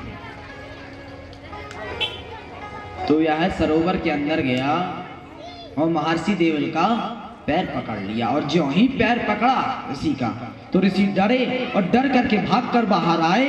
और जो ही बाहर आए तो हुहू नामक गंधर्व कहता है, महाराज जी डर गए, महाराज जी डर गए, महाराज जी डर गए। अब संत तो संत होते हैं। उन्होंने श्राप दे दिया, अरे दुष्ट, तूने मेरा पैर पकड़ा, जा मैं तुझे श्राप देता हूं, तू क्या बन जा, ग्राह बन जा। अब तो महाराज कहता, क्षमा क्षमा क्षमा क्षमा करें प्रभु, क्षमा करें संत भगवान, मेरे से बहुत बड़ी गलती हो गई है। मेरी गलती क्या है, मैं तो गंधर्व हूं, मेरा काम ही है मनोरंजन कराना, आप कृपया करके मुझे माफ करें। अब तो महाराज ज्यों ही ऐसा हुआ तो वो कहते हैं ना, परमारथ के कारण साधन धरा शरीर। हम मंदिर जाते हैं, घंटी बजाते हैं तो क्या कहते हैं, प्रभु आपकी शरण पे आए, कृपा बरसाना। और संत मंदिर जाते हैं, घंटी बजाते हैं और क्या कहते हैं, प्रभु मैं आपकी शरण पे आया हूं, संसार का कल्याण करना। जो स्वार्थ सिद्ध करे वो जीवात्मा, और जो परमार्थ सिद्ध करे वो महात्मा। परमार्थ सिद्ध करना का चाहिए, कभी दूसरों के लिए भी जीना चाहिए। अब तो महाराज संत भगवान तो संत होते हैं। उन्होंने कहा कि बेटा तुम इसी तरह पैर पकड़ते रहो, एक दिन तुम्हारा जरूर उद्धार हो जाएगा। और यही संतवाणी आई और आकर के आज भगवान ने ग्राह का उद्धार किया। अब गजराज के बारे में बतलाते हैं कि ये गजराज कौन है। तो एक गजराज के बारे में बतलाया, ये इंद्रद्युम्न नामक राजा है। एक बार यह स्नान कर रहा था और अगस्त मुनि वहां से निकले, लेकिन इसने ना ही प्रणाम किया, ना ही झुकाव लिया, कुछ नहीं किया। तो क्या करते हैं अगस्त जी, श्राप दे देते हैं कि मैं यहाँ से गुजर रहा हूँ और तूने ना प्रणाम किया, ना झुकाव लिया, और अभिमान अहम गज की तरह, हाथी की तरह अहम में है, तो जाओ मैं तुम्हें श्राप देता हूँ कि तुम गजराज बन जाओ। क्षमा याचना किया, प्रार्थना किया, तो क्या कहते हैं कि जाओ तुम्हारा गजराज की योनि में ही परमात्मा स्वयं उद्धार करने के लिए आएंगे। तो ये भी संतवाणी आई और आज परमात्मा स्वयं इन्हें उद्धार करने के लिए आए। इस तरह से सुखदेव जी महाराज ने परीक्षित जी को चाक्षुष मनवंतर में हरि अवतार की कथा श्रवण कराई। अब कहते हैं कि ये जो दुर्वासा ऋषि हैं, एक बार कहाँ जाते हैं, बैकुंठ लोक। बैकुंठ लोक में गए, परमात्मा की स्तुति किए, प्रार्थना किए, भगवान प्रसन्न हुए और एक माला उतार करके किसे पहना दिया, दुर्वासा ऋषि को। अब दुर्वासा ऋषि आए, रास्ते पे इंद्र मिले, तो दुर्वासा ऋषि ने वह माला आशीर्वाद के तौर पे इंद्र देवता को पहना दिया। अब इंद्र जी को पहनाया। इंद्र जी ने कहा कि यही तो इनकी बात होती है, थोड़ा झुकाव ले लो, थोड़ा सा प्रणाम कर लो तो पता नहीं क्या समझने लगते हैं। अब ये लोग पहनी पहनाई माला डाल दिया हमें। तो इंद्र ने वह माला उतारी और अपने हाथी अपने गज के ऊपर डाल दिया।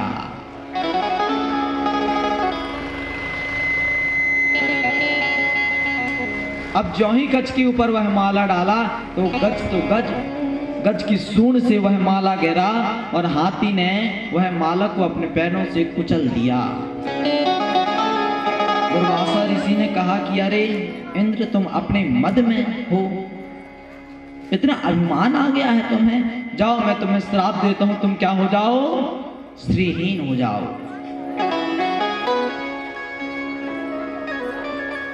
अब तो महाराज जब श्रीहीन होने का दे दिया श्राप, यह बात किसे पता चली? शुक्राचार्य जी को। शुक्राचार्य कौन थे? दैत्यों के गुरु थे। यह जब बात शुक्राचार्य जी को पता चली, शुक्राचार्य जी ने कहा कि बहुत अच्छा मौका है राजा बलि, स्वर्ग पे आक्रमण कर दो, क्योंकि इस समय उन्हें श्राप लग चुका है श्रीहीन होने का। अब तो महाराज कहते हैं बिल्कुल हम स्वर्ग पे आक्रमण जरूर करेंगे। अब यहां से राजा बलि आक्रमण करता है, चढ़ाई करता है, सारे देवता स्वर्ग छोड़ के भाग जाते हैं। सारे देवता जाते हैं ब्रह्मा जी के पास। ब्रह्मा जी ने डांट लगाई। उसके बाद कहाँ जाते हैं? नारायण भगवान के पास। नारायण भगवान ने कहा कि तुम्हारा जो स्त्री है वह जाकर समुद्र में विलीन हो गया है। अब तो महाराज कहा कि समुद्र में विलीन हो गया तो वो स्त्री अब मिले कैसे? भगवान ने कहा मंथन करो। क्या करो? मंथन। देवता कहते कि मंथन करो।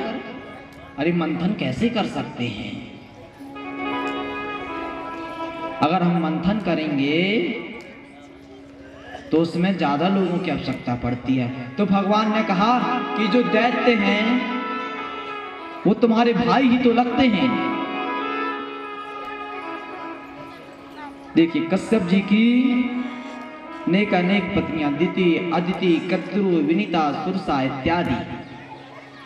एक कश्यप जी की पत्नी जो अदिति थी उनसे देवता जन्म लेते हैं, और जो दुति थी उनसे दैत्य जन्म लेते हैं। तो भगवान ने कहा तुम्हारे भैया ही हैं, जाकर मनाओ, और जो भी स्त्री के रूप में अमृत प्राकट होगा उसे तुम लोग आधा आधा कर लेना। ऐसा बात करना दैत्यों से। अब कहते हैं ठीक है। सारे देवता कहाँ जाते हैं? दैत्य के पास। कहा चलो समुद्र मंथन करें, क्या प्राकट होगा? अमृत। और जब अमृत प्रकट होगा तो आधा तुम ले लेना, आधा हम ले लेंगे। कहा ठीक है। अब मंथन करने के लिए किसकी आवश्यकता पड़ी? मथनी की। तो किसको लाया? मंदराचल पर्वत को। गए मंदराचल पर्वत को, जो ही उठाया थोड़ी दूर तक चले कि वो पर्वत धड़ाम से गिर गया नीचे। काफी दैत्य के किसी के हाथ टूटे, किसी के पैर टूटे। पता है ऐसा क्यों हुआ? वो इसलिए हुआ क्योंकि कोई भी कार्य शुरू करने से पहले गणेश जी का पूजन करना चाहिए, क्योंकि वो सुख करता है तो दुख करता भी है। सुख देते हैं, दुख भी देने में सामर्थ्य है, इसलिए क्या करना चाहिए? गणेश जी का पूजन करना चाहिए, और उन्होंने किया नहीं। अब तो महाराज जब गणेश जी का पूजन नहीं किया इसलिए ये हालत हुई। अब गणेश जी का पूजन किया और भगवान स्वयं मंदराचल पर्वत को ला करके समुद्र किनारे रख दिए। इसके बाद रस्सी की आवश्यकता पड़ी। किसकी आवश्यकता पड़ी? किसकी? ओहो, इतनी शांति से। शांति का पंडाल अच्छा नहीं होता। एक बार क्या बोलना पड़ेगा? हाँ जी। और जो भी पूछे जोर से बताएगा, थोड़ी ताजगी से बताया करें आप लोग। रस्सी की आवश्यकता पड़ी। ऐसा कौन बताता है मैया? बोले ना महाराज जी, रस्सी की आवश्यकता पड़ी। किसकी आवश्यकता पड़ी? हाँ जी। अब रस्सी की आवश्यकता पड़ी तो रस्सी कहाँ से आए? तो जाते हैं वासुकी नाग के पास और कहते हैं कि मंथन करने में आप हमारी सहायता करें। वासुकी नाग ने कहा कि हमारा भी हिस्सा होगा। फिर अमृत में कहा ठीक है। अब वासुकी नाग भी पहुंचे वहां पास। भगवान ने देवताओं को समझाया कि देखो, वासुकी नाग से मंथन करेंगे तो उसके मुख से जहर आएगा, तो जैसा हम कहें वैसा तुम लोग करना। देवताओं ने कहा ठीक है। अब भगवान क्या कहते हैं कि देखो, तुम लोग देवता हो तो तुम लोग पूंछ तो पकड़ोगे नहीं, तुम लोग किसको पकड़ो? वासुकी नाग के मुंह तरफ पकड़ो, और ये जो दैत्य हैं दैत्यों को पूंछ पकड़ा दो। जब ऐसा कहा तो कहते हैं दैत्य लोग कि नहीं, हम भी बड़े बाप के बेटे हैं, हम पूंछ पकड़ेंगे। अरे हम पूंछ नहीं पकड़ेंगे, हम तो मुंह पकड़ेंगे, मुंह। भगवान तो यही चाहते थे, क्योंकि वासुकी नाग है, जब मंथन होगा तो मुंह से जहर आएगा। भगवान ने कहा ठीक है भाई, तुम ही बड़े बाप के बेटे बन जाओ। तो मुंह के किसने पकड़ लिया? दैत्यों ने। और पूंछ किसने पकड़ ली? देवों ने। अब तो महाराज जो ही मंथन होना प्रारंभ हुआ तो मंदराचल पर्वत को रखा गया समुद्र में। अब समुद्र में रखे तो पर्वत डूबने लगा। जो ही पर्वत डूबने लगा तो यहाँ पास भगवान ने कच्छप अवतार लिया और अपने ऊपर मंदराचल पर्वत को धारण किया। बोलिए कच्छप भगवान की। कच्छप अवतार धारण किया। अब तो महाराज मंथन शुरू होता है, प्रारंभ होता है।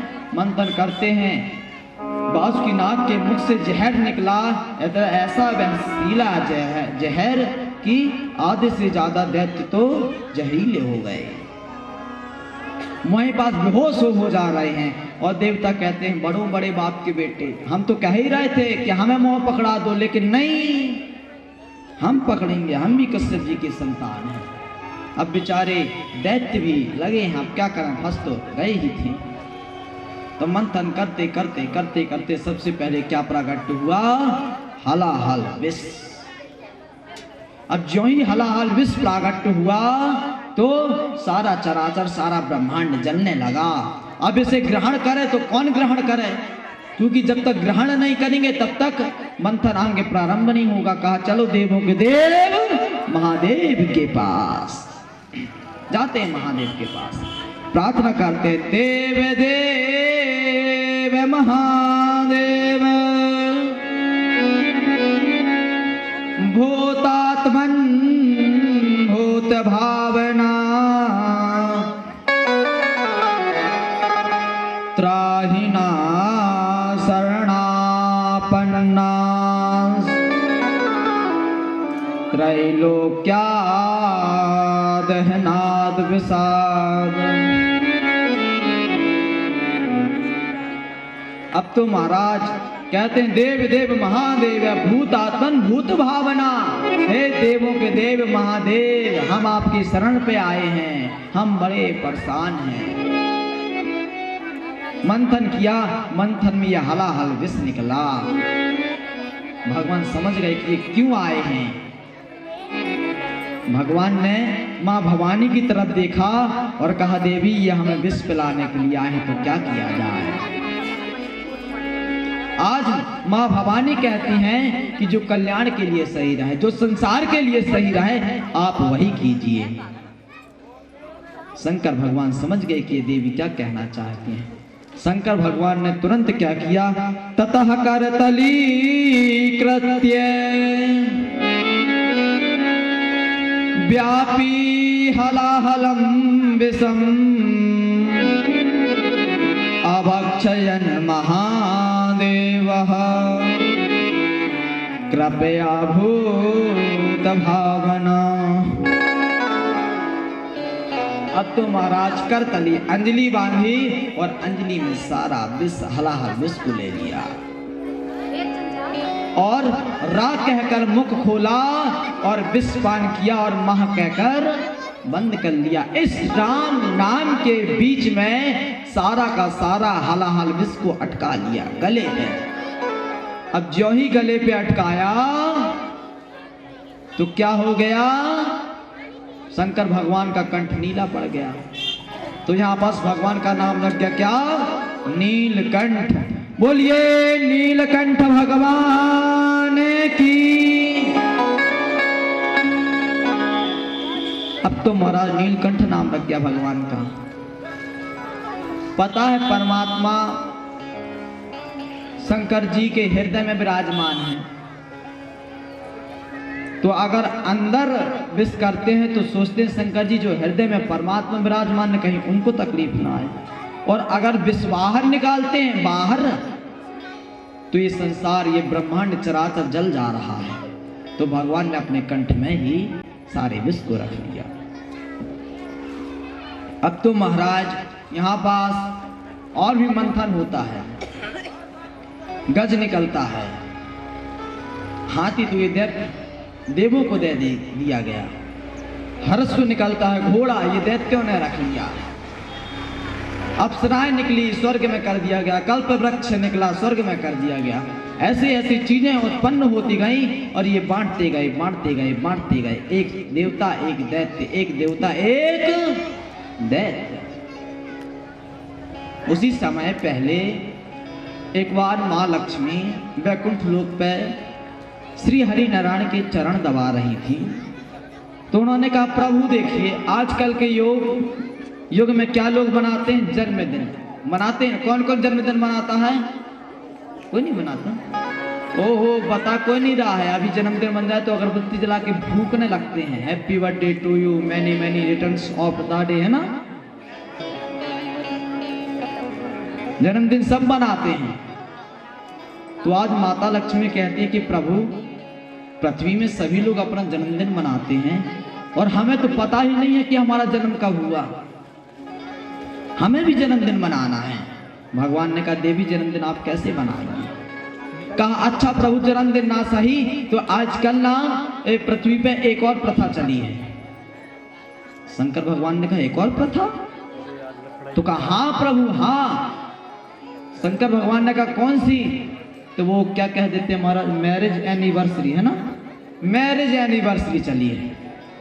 अब बताइए मैरिज एनिवर्सरी कौन कौन मनाता है, हाथ उठाइए ना, बेधड़क उठाइए, हाँ और उठाइए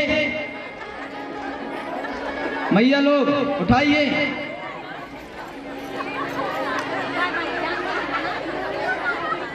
एक बार क्या बोलना पड़ेगा, हाथ उठा करके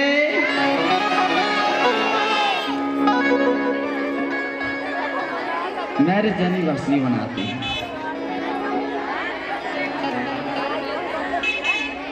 तो अब सोच रहे हैं माता लक्ष्मी की हम भी मैरिज एनिवर्सरी बनाना चाहते हैं। ए मैया हमें पता है कि आप सब लोग मैरिज एनिवर्सरी बनाते हैं और जो ही शादी की सालगिरह आती है तो क्या करते हैं, साड़ी चाहिए हमें, 500 नहीं 2000 वाली चाहिए, ऐसे होता है ना। और दिन और त्योहारों में तो 500 की चल जाती है, कोई बात नहीं, करवा चौथ में भी 500 की चल जाएगी, लेकिन जहां सालगिरह की बारी आती है तो 2000 वाली बढ़िया जड़ीदार आप लोग बनाती हैं, हमें पता है। वो बात की बात है कि आप लोग बता नहीं रही हैं, क्या हो गया, पीछे भैया लोग बैठे हैं कैसे लिए।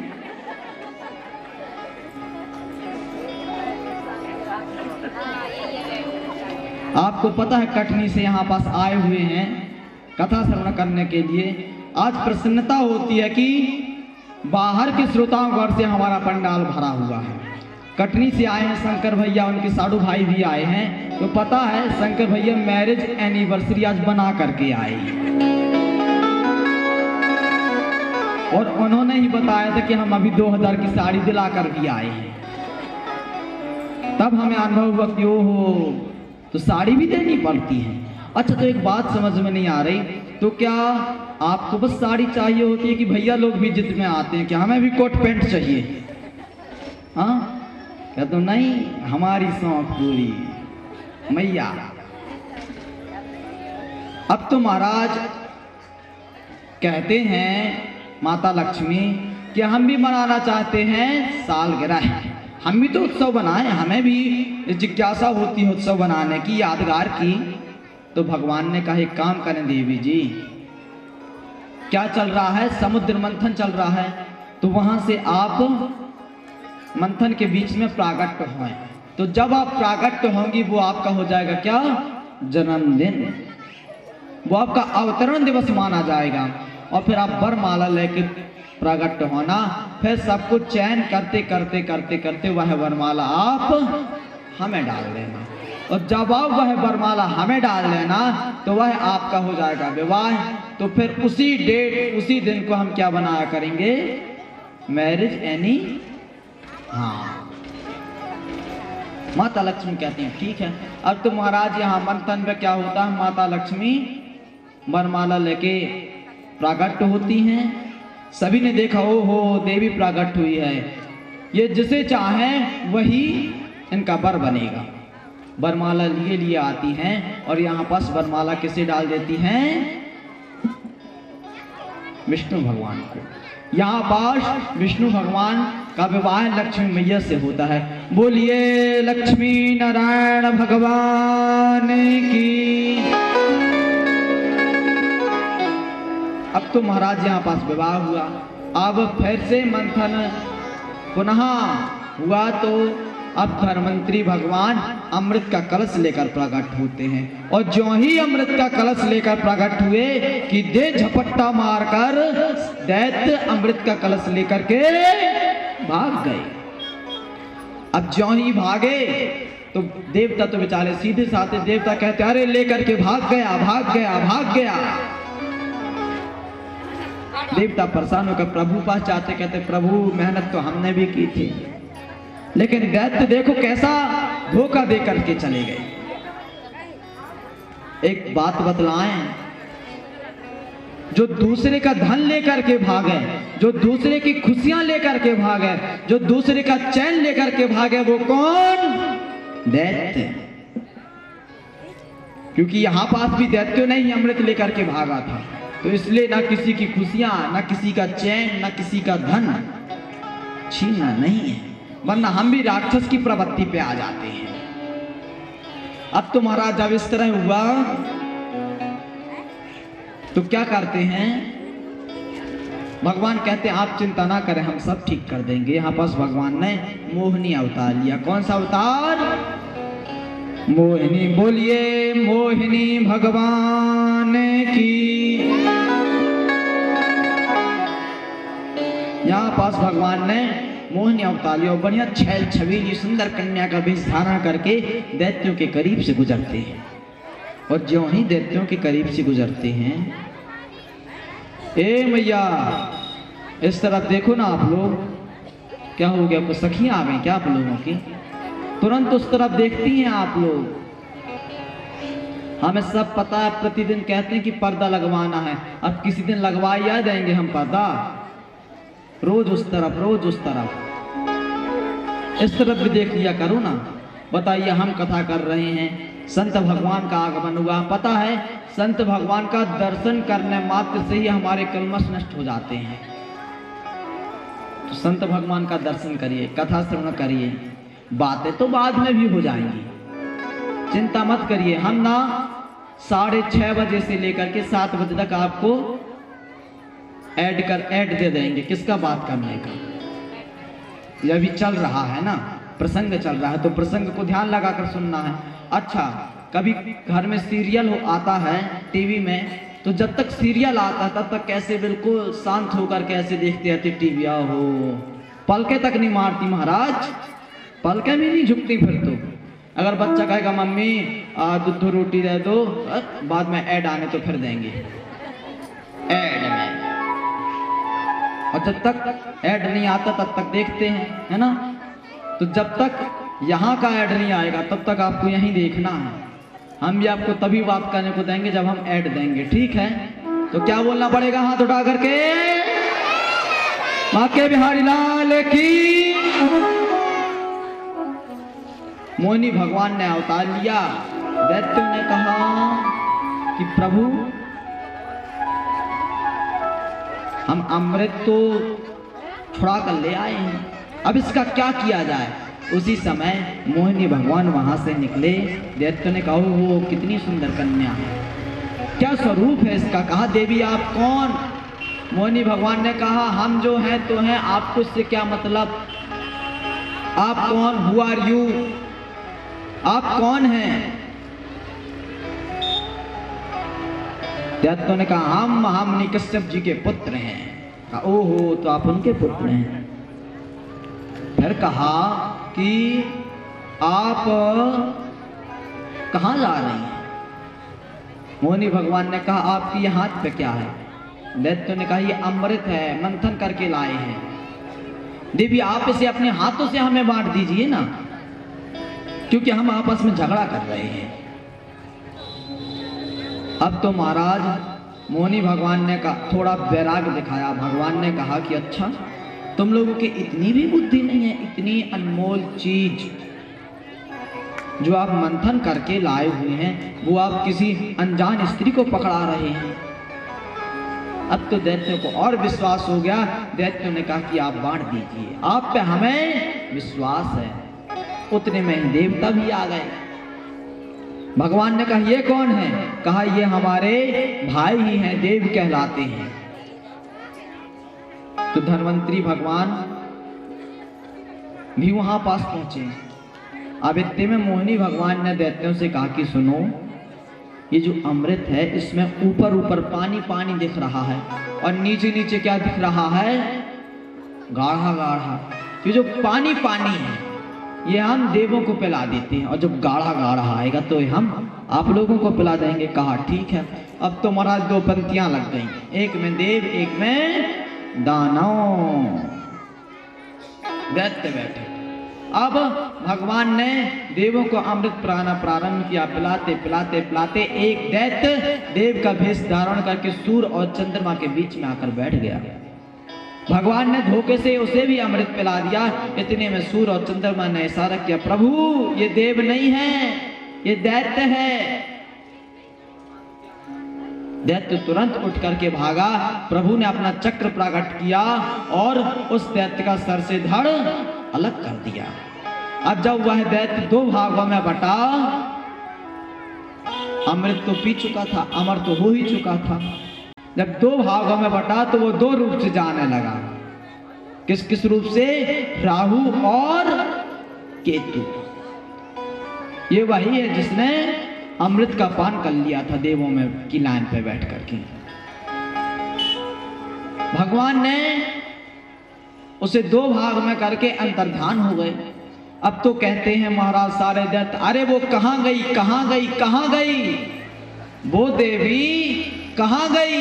इतने में एक दैत्य कहता है कि अरे गई नहीं, कहाँ गया। वो कोई देवी एवी नहीं थी, वो तो वही छलिया था, विष्णु जो हमें हर बार छल के चला जाता है। इस बार फिर से हमें छल लिया उसने, छलिया। अब तो महाराज यहाँ पास देवासुर महासंग्राम होता है। देवता अमृत पान कर चुके थे। यहाँ पर सारे दैत्यों को मृत्यु के घाट उतार दिया देवों ने और पुनः स्वर्ग हासिल कर लिया। जो शुक्राचार्य जी थे देवों के गुरु, उन्होंने अपनी संजीवनी विद्या के द्वारा देवों के जो दैत्यों के जो राजा थे बलि, उसको जीवित किया और सारे दैत्यों को संजीवनी विद्या के द्वारा जीवित किया। अब कहा कि देखो मैं बतलाता हूं, इस तरह से तुम स्वर्ग हासिल नहीं कर सकते हो। अगर स्वर्ग हासिल करना है तो एक शर्त है। कहा क्या। कहा कि तुम ब्राह्मणों की सेवा करो, तुम संतों की सेवा करो, क्योंकि परमात्मा ब्राह्मण के प्रिय हैं, परमात्मा संत के प्रिय हैं। अब तो महाराज ये लोग खूब ब्राह्मण की सेवा करने लगा, खूब संतन की सेवा करने लगा, बढ़िया माल पुआ खीर संतों को छनवाने लगा।